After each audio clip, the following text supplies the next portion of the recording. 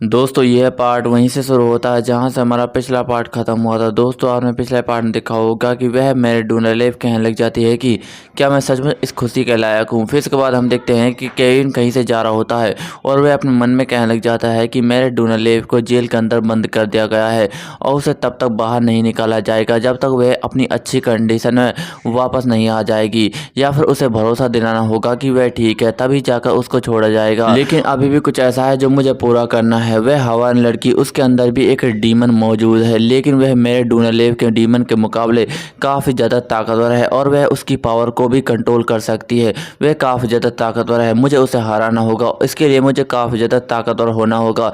वैसे मेरे डूनालेव, मुझे लगता है कि वह सारे के सारे लोग मेरे डूनालेव के ऊपर काफ़ी ज़्यादा भरोसा करते हैं, इसकी वजह से वह जल्दी ही जेल से छूट जाएगी। और हम देखते हैं कि अचानक से हमारे मेन कैरेक्टर केविन को कोई आवाज़ देता है, जिसे सुनने के बाद केविन पीछे की तरफ देखता है और हम देखते हैं कि पीछे एकेडमी का चेयरमैन आ चुका होता है और वह केविन से कहने लग जाता है कि अगर तुम्हारी इजाज़त हो तो मैं तुम्हारा कुछ वक्त लेना चाहूँगा क्योंकि मुझे तुमसे बात करनी है। और वह केविन से कहने लग जाता है कि यह पहली बार है जब मैं तुमसे मिल रहा हूँ, तुम्हें कैसा फील हो रहा है। जिसे सुनने के बाद केविन कहने लग जाता है कि हाँ यह ठीक है, लेकिन आपको मुझसे क्या बातें करनी है। जिसे सुनने के बाद वह चेयरमैन कहने लग जाता है कि यह मेरे डूनालेव की पनिशमेंट के बारे में, उसकी सज़ा देने के बारे में। जिसे सुनने के बाद केविन हैरान हो जाता है और कहने लग जाता है कि क्या सज़ा। और वह अपने मन में कहने लग जाता है कि मैं जानता हूँ कि मेरे डूनालेव ने एक बहुत बड़ी गलती की है, लेकिन इतनी जल्दी सज़ा मिलना नामुमकिन है। मुझे तो अभी एक अच्छी लाइफ जीनी है और आगे चलकर बहुत बड़े बड़े काम करना है, मैं ऐसा नहीं होने देना चाहता। और हम देखते हैं कि वह चेयरमैन से कहने लग जाता है कि रुको जरा, मुझे आपको कुछ एक्सप्लेन करना है मेरे डूनालेव के बारे में, मुझे अपने आप को समझाने का मौका दो। जिसे सुनने के बाद वह चेयरमैन कहने लग जाता है कि यह ठीक है, मैंने पहले से ही डिसाइड कर लिया है कि मुझे मेरे डूनालेव को एक सज़ा देनी है। जिसे सुनने के बाद केविन कहने लग जाता है कि लेकिन फिर भी आप ज़रा मेरी बात सुन ले। मैं जानता हूँ कि मेरिट ने एक बहुत बड़ी गलती की है, लेकिन इतनी जल्दी सज़ा देना कि आपको ठीक लगता है, आपको उसे माफ़ कर देना चाहिए। और हम देखते हैं कि यह बात सुनने के बाद वह चेयरमैन हंसने लग जाता है और कहने लग जाता है कि तुम तो बहुत ही जल्दी एक्साइटेड हो जाते हो, मैंने इसके बारे में कभी नहीं सोचा था। जिसे सुनने के बाद केविन थोड़ा सा हैरान हो जाता है और वह चेयरमैन मुस्कुराते हुए कहने लग जाता है कि तुम चिंता मत करो, मैं मेरिट को बिल्कुल भी सज़ा देने वाला नहीं हूँ। मैंने इस चीज़ के बारे में बहुत सोचा कि मेरिट एक डीमन है और वह हमारी एकेडमी और हमारे स्टूडेंट के लिए एक बहुत बड़ा खतरा हो सकती है, इसलिए हमें उसे मार देना चाहिए। लेकिन तुम्हें देखने से ऐसा लगता है कि जैसे तुम मेरिट के ऊपर भरोसा करते हो, शायद इसी भरोसे की वजह से मेरिट ने अभी तक किसी को नुकसान नहीं पहुँचाया है। अब मुझे अपने डिसीजन पर बिल्कुल भी पछतावा नहीं है, तुम्हें ज़्यादा चिंता करने की कोई भी ज़रूरत नहीं है, बहुत जल्द उसे छोड़ दिया जाएगा। हमें बस कंफर्म करना होगा कि वह ठीक है, तभी जाकर उसे छोड़ा जाएगा। और वैसे भी मैंने एकेडमी के अंदर बहुत सारे स्टूडेंट्स से मेरिट और तुम्हारी फाइट के बारे में बहुत कुछ सुना है, मैं इसके जानने के लिए बहुत ही ज़्यादा क्यूरियस हूँ। क्या तुम इसके बारे में मुझे कुछ बता सकते हो? हालांकि ये सिंपल है, लेकिन मैं जानना चाहता हूँ कि उस दिन क्या हुआ था। जिसे सुनने के बाद केविन हमें अपने मन में बताने लग जाता है कि मैंने उस दिन उसे सब कुछ बता दिया, लेकिन मैंने उसे वही बातें बताई जो बताने लायक थी। मैंने बताया कि मेरिट एक बच्ची की तरह है और उसे अभी सीखने की बहुत ही ज़्यादा ज़रूरत है, वह एक डीमन नहीं हो सकती। और ये सब बातें सुनने के बाद मुझे नहीं पता है कि उन लोगों ने मेरे ऊपर विश्वास किया या फिर नहीं, लेकिन उनके मैसेज को देखने से ऐसा बिल्कुल भी नहीं लगा। जिसे सुनने के बाद वह चेयरमैन कहने लग जाता है कि ओह अच्छा, ऐसी बात है, तुम्हारा बहुत बहुत शुक्रिया ये सब बातें मुझे बताने के लिए। हालांकि मैंने इसके बारे में कभी नहीं सोचा था, लेकिन मुझे लगता है कि मुझे अपने एकेडमी के अंदर और ज़्यादा ध्यान देना चाहिए। और तुम्हारी बातें सुनने से ऐसा लगता है कि मुझे मेरिट को छोड़ देना चाहिए, लेकिन उसे थोड़ा देखने के बाद। और इसके अलावा तुमने मुझे ये कहानी डिटेल में बताई, इसके लिए तुम्हारा बहुत बहुत शुक्रिया। और हम देखते हैं कि वह चेयरमैन केविन के सामने झुक जाता है। जिसे सुनने के बाद केविन कहने लग जाता है कि रुको जरा, और वह चेयरमैन कहने लग जाता है कि मैं जानता हूँ कि तुम एक मैजिशियन बिल्कुल भी नहीं हो और ना ही तुम्हें इस चीज़ के बारे में कोई एक्सपीरियंस है, लेकिन इसके बावजूद भी तुमने इस एकेडमी को एक बहुत बड़े खतरे से बचाया है, जिसके लिए मैं तुमसे ज़रूर शुक्रिया कहना चाहूँगा और मुझे माफ़ कर देना हर गलती के लिए। इसके लिए मैं तुम्हें कुछ भी पे करने के लिए तैयार हूँ, अगर तुम्हें किसी भी चीज़ की ज़रूरत हो तो तुम मुझसे कह सकते हो। जिसे सुनने के बाद केविन अपने मुंह में मुस्कुराने लग जाता है और कहने लग जाता है कि ये तो काफ़ी ज़्यादा बढ़िया है, लगता है कि अब इस चीज़ का मुझे फ़ायदा उठा लेना चाहिए। हालांकि ये थोड़ा सा अजीब है, लेकिन मुझे लगता है कि यह आगे चलकर मुझे और भी ज़्यादा ताकतवर बना देगा और इसकी मदद से मैं मेरिट को भी आगे ले जा सकता हूँ। लेकिन हालांकि मुझे पता है कि मैं इस एकेडमी का एक हिस्सा बिल्कुल भी नहीं हूँ, लेकिन मुझे यह करना ही नहीं होगा।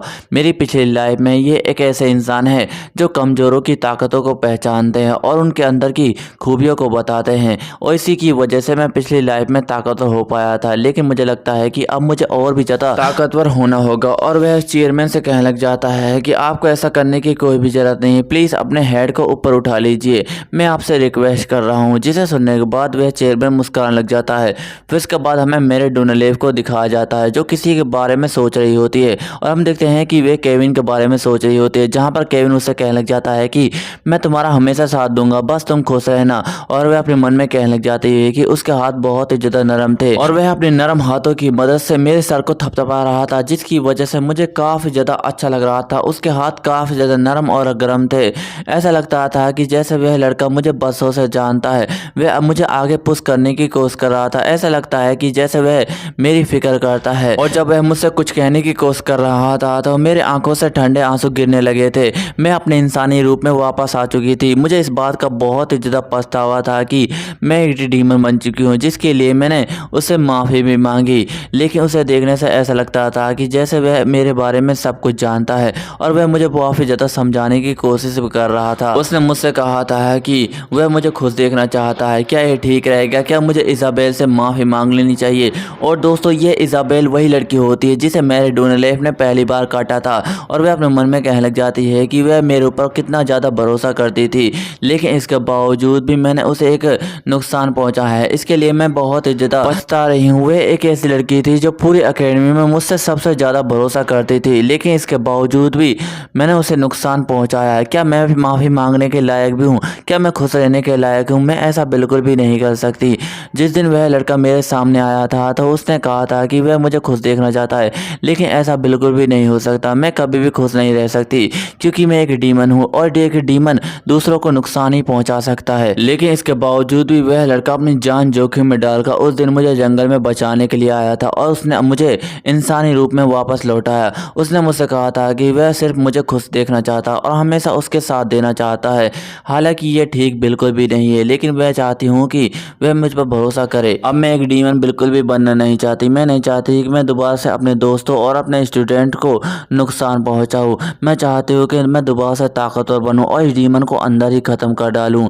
मैं एक मैजिशियन बनना चाहती हूँ, ताकि सारे के सारे स्टूडेंट और सारे के सारे दोस्त मेरे ऊपर भरोसा करें, और ये सारी की सारी ताकतें मैं उस लड़के की वजह से आई है। मैं चाहती हूँ कि वह लड़का भी मेरा हमेशा साथ दे। और हम देखते हैं कि ये सब बात सोचने के बाद मेरिट काफ़ी ज़्यादा शर्मा भी रही होती है, और केविन अपने मन में कहने लग जाते हैं कि मेरिट ने अपने आप को बदलने की पूरी कोशिश कर रही है। वह चाहती है कि वह एक इंसान बने, ताकि सारे के सारे स्टूडेंट उस पर भरोसा कर सके। फिर उसके बाद हमें केविन को दिखाया जाता है, जिससे किसी की आवाज़ आती है, और वह कहने लग जाता है कि क्या तुमने इसके बारे में सुना। और हम देखते हैं कि उसके पास दो लड़के बैठे हुए होते हैं, और एक लड़का कहने लग जाता है कि क्या तुमने हमारी सेकंड ईयर स्टूडेंट मेरे डोनालेव के बारे में कुछ अफवाहें सुनी है। जिसे सुनने के बाद दूसरा लड़का कहने लग जाता है कि क्या वह आलू वाली गर्ल। और हम देखते हैं कि हमारा मेन कैरेक्टर केविन अपने मन में कहने लग जाता है कि उस दिन के बाद सारे के सारे स्टूडेंट मेरे डोनालेव के बारे में बात करने लगे, और कुछ स्टूडेंट तो ऐसे थे जो उसके जेल पर बंद होने के बावजूद भी उसका विरोध कर रहे थे। मुझे उन पर काफ़ी ज़्यादा गुस्सा आ रहा था, लेकिन मैं कुछ भी नहीं कर सकता था। लेकिन हवारन जब रोजाना क्लास में आने लगी तो वह सारे के सारे स्टूडेंट इसके बारे में बात करना बिल्कुल भूल चुके थे, और ना ही इसके बारे में बात करना चाहते थे। और वह लड़के कहने लग जाते हैं कि मैंने सुना है कि वह अभी भी जेल के अंदर मौजूद है, वह एक डीमन है, क्या वह हमारे लिए खतरा हो सकती है। और केविन अपने मन में कहने लग जाता है कि कुछ लोग अभी भी ऐसे हैं जो उसके बारे में बिल्कुल भी भूलना नहीं चाहते। और हम देखते हैं कि दूसरी तरफ लार्क और वह जगह किसी चीज़ का एक्सपेरिमेंट कर रहे होते हैं, और केविन हमें बताने लग जाता है कि मेरे डोनालेव को जेल के अंदर एक हफ्ता बीत चुका है, लेकिन मुझे लगता है कि आज वही दिन है जिस दिन मेरिट को छोड़ा जाएगा। और हम देखते हैं कि दूसरी तरफ वह मेरिट आज़ाद हो चुकी होती है, और हम देखते हैं कि उसके स्वागत के लिए बहुत सारे लड़के आए हुए होते हैं, और वह कहने लग जाते हैं कि मेरिट क्या तुम ठीक हो। और कोई कहने लग जाता है कि तुम्हारी स्पेशल ताकत मिलने के लिए तुम्हें कांग्रेचुलेसन। और हम देखते हैं कि मेरिट इधर से उधर देख रही होती है, और वह कहने लग जाती है कि वह यहाँ बिल्कुल भी नहीं है। इसाबेल, क्या तुम यहाँ नहीं हो। और हम देखते हैं कि वह थोड़ी देर बाद अपने कमरे में चली जाती है, और वह अपने मन में कहने लग जाती है कि उस दिन के बाद मैंने इसाबेल को बिल्कुल भी नहीं देखा, और ना ही वह आज मुझसे मिलने आई है। इसका मतलब है कि वह अब भी मुझसे डरती है और मुझसे नफरत करती है। और वह अपने मन में कहने लग जाती है कि अगर मैं इसाबेल की जगह पर होती तो शायद मैं उससे नफरत करती, क्योंकि मैं कभी ऐसे दोस्त को बनाना बिल्कुल भी नहीं पसंद करती जो मुझे नुकसान पहुंचाए। इसका मतलब है कि इज़ाबेल अब भी मुझसे नफरत करती है। मुझे माफ़ कर देना इज़ाबेल, मैं तुमसे कभी नुकसान नहीं पहुंचाना चाहती थी और ना ही तुमसे दूर होना चाहती थी, लेकिन अब लगता है कि जैसे मुझे इस अकेडमी से गायब हो जाना चाहिए, मैं यहाँ से जाना चाहती हूँ। और हम देखते हैं कि अचानक से मेरेट को किसी की आवाज़ आती है और वह कहने लग जाती है कि कौन है। और हम देखते हैं कि वह दरवाज़ा खोलने के लिए जाती है और अपने मन में कहने लग जाती है कि इस वक्त यहाँ पर कौन आ सकता है। और हम देखते हैं कि अचानक उसकी दोस्त आती है और उसके गले लग जाती है, जिसे देखने के बाद मेरेट हैरान हो जाती है। और हम देखते हैं कि उसकी दोस्त कहने लग जाती है कि क्या तुम ठीक हो मेरेट, अब तुम कैसा लग रहा है। जिसे सुनने के बाद मेरेट कहने लग जाती है कि इज़ाबेल तुम, लेकिन रुको जरा, तुम यहाँ पर क्यों हो। जिसे सुनने के बाद वह इज़ाबेल कहने लग जाती है कि इससे मतलब क्या है तुम्हारा, क्या तुम मुझे यहाँ देखना नहीं चाहती थी। जिसे सुनने के बाद मेरेट कहने लग जाती है कि नहीं नहीं, ऐसा बिल्कुल भी नहीं है, लेकिन तुम यहाँ। जिसे सुनने के बाद इज़ाबेल कहने लग जाती है कि इसका मतलब है कि तुम मुझसे नफरत करती हो। जिसे सुनने के बाद मेरेट कहने लग जाती है कि नहीं नहीं, ऐसा बिल्कुल भी नहीं है, क्या तुम मुझसे डरती हो। जिसे सुनने के बाद वह लड़की हैरान हो जाती है और इज़ाबेल कहने लग जाती है कि मुझे माफ़ कर देना, लेकिन जब तुम एक डीमन बनी थी तो मैंने तुम्हारा चेहरा पहले से ही देख लिया था। उस दिन तुम काफ़ी ज़्यादा पछता रही थी और रो रही थी। मुझे नहीं पता था कि तुम ऐसा क्यों कर रही हो, लेकिन मुझे लगता है कि तुम सॉरी फील कर रही थी, इसलिए मैं तुमसे माफ़ी मांगना चाहती थी। मैं जानती हूँ कि मेरिट तुम काफ़ी ज़्यादा अच्छी हो और तुम किसी को भी नुकसान नहीं पहुँचा सकती। इससे कोई भी फ़र्क नहीं पड़ता कि तुम कैसी हो। मैं तुम्हारी हमेशा दोस्त रहना चाहती हूँ और तुम्हारे साथ रहना चाहती हूँ। मुझे इस बात से कोई भी फ़र्क नहीं पड़ता कि उस दिन उस रात क्या हुआ था, लेकिन मैं हमेशा तुम्हारी दोस्त रहना चाहती हूँ और तुम्हारा साथ देना चाहती हूँ। क्या तुम मेरी बात को समझ गई। जिसे सुनने के बाद मेरिट थोड़ी सी इमोशनल हो जाती है और कहने लग जाती है कि इज़ाबेल, और हम देखते हैं कि वह जोर जोर से रोने लग जाती है और कहने लग जाती है कि तुम्हारा बहुत बहुत शुक्रिया, मैंने सोचा था कि तुम मुझसे नफरत करने लगोगी। और हम देखते हैं कि यह सब बातें सुनने के बाद वह इज़ाबेल कहने लग जाती है कि इसका मतलब है कि तुम अपने बारे में बुरा फील कर रही थी, क्या मैंने सही कहा ना। और इज़ाबेल हंसते हुए कहने लग जाते हैं कि उस दिन के बाद मैं कई दिनों तक बेहोश थी और मेरी हालत काफ़ी ज़्यादा ख़राब थी, लेकिन जब मैं ठीक हुई तो मैं तुमसे मिलना चाहती थी, लेकिन वहाँ के डॉक्टरों ने मुझे जाने बिल्कुल भी नहीं दिया और मुझे कमरे के अंदर लॉक कर दिया था। लेकिन अचानक से इस जूनियर ने मेरी मदद की और तुमसे मिलने के लिए यहाँ पर आ गई। जिसे सुनने के बाद मेरिट कहने लग जाती है कि कौन सा जूनियर। और इज़ाबेल कहती है कि वह देखो वहाँ पर खड़ा है। और अचानक से वह हैरान हो जाती है और कहने लग जाती है कि अभी तो वह जूनियर यहीं पर मौजूद था, लेकिन वह अब कहाँ गया। जिसे सुनने के बाद मेरिट हैरान हो जाती है और उसे हमारे मेन कैरेक्टर की याद आती है। और हम देखते हैं कि हमारा मेन कैरेक्टर केविन वहाँ से जा रहा होता है और कहने लग जाता है कि ये काफ़ी ज़्यादा अच्छा था, वह अकेला फील कर रही थी जिसकी वजह से मैंने ऐसा किया। मैं चाहता हूँ कि वह हमेशा खुश रहे और दोस्तों के साथ रहे। और हम देखते हैं कि दूसरी तरफ वह मेरिट काफ़ी ज़्यादा शर्मा रही होती है, जिसे देखने के बाद वह इज़ाबेल थोड़ी सी हैरान हो जाती है और कहने लग जाती है कि मेरिट तुम्हें क्या हुआ।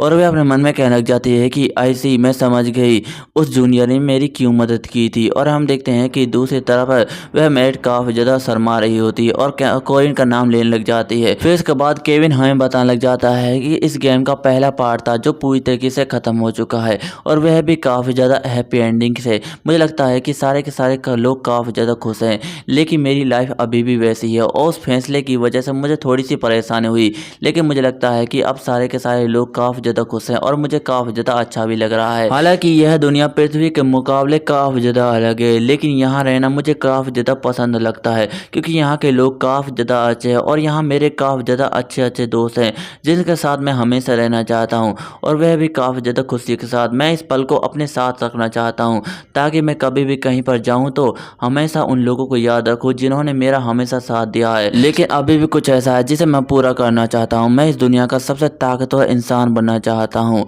लेकिन इसके लिए मुझे काफ़ी ज़्यादा ट्रेनिंग भी करनी पड़ती है और रोज़ाना तरह तरह का खाना भी खाना पड़ता है। लेकिन मैं चाहता हूँ कि मैं स्ट्रॉन्ग बनूँ ताकि मैं उस लड़की को हरा सकूँ, क्योंकि वह लड़की आगे चलकर इस दुनिया के लिए खतरा भी बन सकती है, जिसके लिए मुझे बहुत ज़्यादा मेहनत करनी है।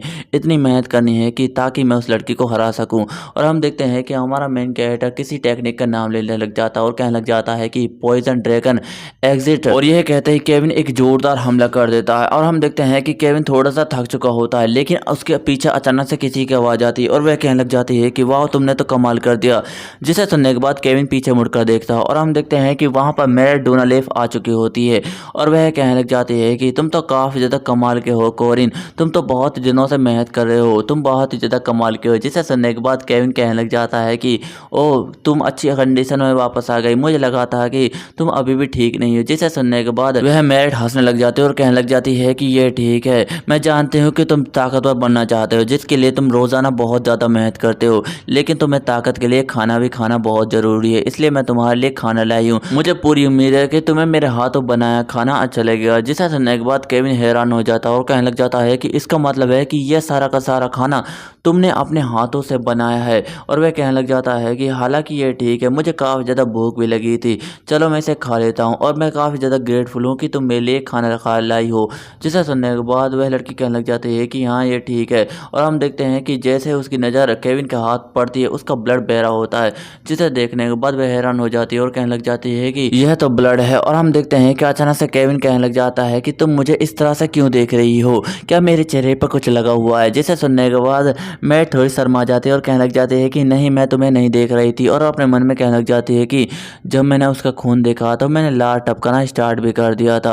और केविन कहने लग जाता है कि क्या तुम रोजाना खून पीती हो ताकि तुम अपने डीमन को शांत रख सको। जिसे सुनने के बाद मैट कहती है कि हाँ। जिसे सुनने के बाद केविन कहने लग जाता है कि तुम्हारे पैकेट का खून और असली खून में काफ़ी ज़्यादा फर्क होगा, क्या तुम्हें कुछ लगता है। जिसे सुनने के बाद मैट कहने लग जाती है कि हाँ ये सही है, मुझे पैकेट के खून में ज़्यादा मज़ा बिल्कुल भी नहीं आता, क्योंकि ताज़ा खून बिल्कुल अलग होता है, और जब मैंने तुम्हारे खून को देखा तो वह काफ़ी ज़्यादा मज़ेदार और टेस्टी था। मेरा मतलब यह कहने का बिल्कुल भी नहीं था। जिसे सुनने के बाद केविन कहने लग जाता है कि तुम्हारा मतलब है कि यह ताज़ा खाना और बुसे हुए खाने की तरह है, मैंने सही कहा ना। जिसे सुनने के बाद वह कहने लग जाती है कि हाँ तुमने बिल्कुल सही कहा, ये एक पैकेट में आए मांस और ताज़े मांस के बिल्कुल फ़र्क जैसा है, ये इसका मतलब यही है। जिसे सुनने के बाद केविन कहने लग जाता है कि इसका मतलब है कि तुम्हें रोजाना बासी खाना दिया जाएगा और तुम्हें ताज़ा खाना बिल्कुल भी मिलने वाला नहीं है, मैंने सही कहा ना।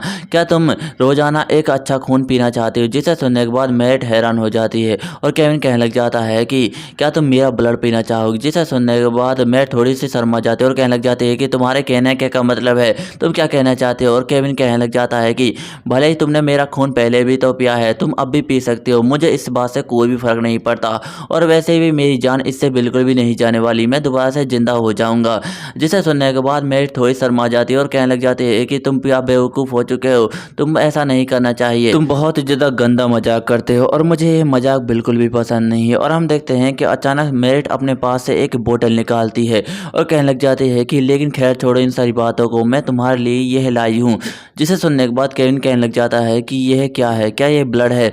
जिसे सुनने के बाद मेरिट कहने लग जाती है कि हाँ तुम इसे कुछ इस तरह ही समझ सकते हो, लेकिन ये तुम्हारे लिए बॉडी के लिए काफ़ी ज़्यादा अच्छा है, ये एक वैम्पायर ब्लड है और इसकी मदद से तुम काफ़ी ज़्यादा ताकतवर बन सकते हो और ये तुम्हारी ताकत को और भी ज़्यादा बूस्ट कर देगा। और हम देखते हैं कि केविन वह ब्लड ले लेता है और उसे पीने लग जाता है। जिसे देखने के बाद मेरिट कहने लग जाती है कि ये काफ़ी ज़्यादा शर्मनाक है कि तुम मेरा ब्लड मेरे सामने ही पी रहे हो, ये मेरा डीमन ब्लड है। और हम देखते हैं कि उस ब्लड के पीते ही हमारे मेन कैरेक्टर केविन की सारी ताकतें और लेवल्स बढ़ने लग जाते हैं। जिसे देखने के बाद मैं केविन हैरान हो जाता है और वह लड़की कहने लग जाती है कि क्या ये टेस्टी था। और हम देखते हैं कि हमारे मेन कैरेक्टर केविन की ताकतें काफ़ी ज़्यादा बढ़ चुकी होती है और वह अपने मन में कहने लग जाता है कि हालांकि इस खून का टेस्ट बिल्कुल ख़राब था, लेकिन इसने मेरी ताकत को काफ़ी ज़्यादा बूस्ट कर दिया है और यह मेरी बॉडी के लिए काफ़ी ज़्यादा अच्छा है, इसकी मदद से मैं और भी ज़्यादा ताकतवर हो सकता हूँ। और दोस्तों इसी के साथ ही हमारा यह चैप्टर भी एंड हो जाता है। दोस्तों आपको यह चैप्टर कैसा लगा कमेंट में ज़रूर बताएं। आपको वीडियो पसंद आई तो वीडियो को लाइक एंड चैनल नए हो चैनल सब्सक्राइब कर लीजिए। मिलते हैं अगली वीडियो में, धन्यवाद।